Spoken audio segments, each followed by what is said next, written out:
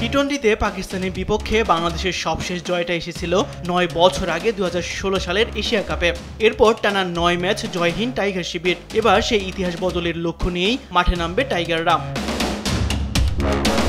বাংলাদেশ নামছে পূর্ণ শক্তি স্কোয়াড নিয়ে। লিটন দাসের নেতৃত্বে শান্ত, হৃদয়, শরীফুলরা চেনা মুখ। তবে ইনজুরিতে ছিটকে গেছেন পেসার মুস্তাফিজুর রহমান। তার জায়গায় দলে ঢুকেছেন আরেক পেসার খালেদ আহমেদ। আর নিরাপত্তা ইস্যুতে দল থেকে নিজেকে সরিয়ে নিয়েছেন স্পিড স্টার নাহিদ রানা। পাকিস্তান দল এই সিরিজে বিশ্রাম দিচ্ছে তারকা ক্রিকেটারদের। বাবর, রিজওয়ান, শাহিনরা নেই। নেতৃত্বে আছেন সালমান আলী আগা। তবে তরুণদের নিয়ে করা দলটির পিএসএল পারফরমেন্স ভরসা যোগাচ্ছে টিম ম্যানেজমেন্টকে। সায়েম আয়ুব, ফখর জামান, মোহাম্মদ হারিস আর বোলিংয়ে হারিস রউফ। দলটিকে তাই একেবারেই ছোট করে দেখার সুযোগ নেই।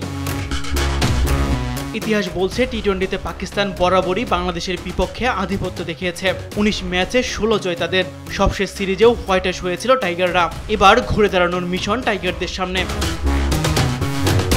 লাহোরের গাদ্দাফি স্টেডিয়ামের পিচ বরাবরই ব্যাটিং সহায়ক। সেই সাথে তীব্র গরমে ফিল্ডিং হতে পারে বড় চ্যালেঞ্জ। তবে আবহাওয়ার পূর্বাভাস বলছে ম্যাচের দিন আকাশ থাকবে পরিষ্কার, বৃষ্টির কোনো সম্ভাবনা নেই।